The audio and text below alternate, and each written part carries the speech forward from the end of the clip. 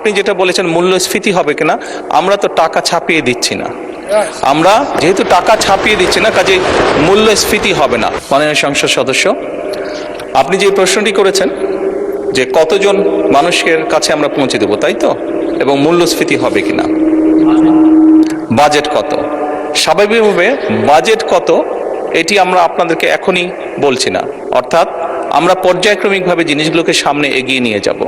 আমাদের এক একটি কৃষক কার্ড এবং এক একটি ফ্যামিলি কার্ডে আমরা রেখেছি কৃষক কার্ড যারা পাবেন সেই সকল কৃষক 2,500 টাকা পাবেন বছরে, এবং ফ্যামিলি কার্ডে যারা পাবেন তারা সে সকল নারী প্রতি মাসে 2,500 টাকা পাবেন।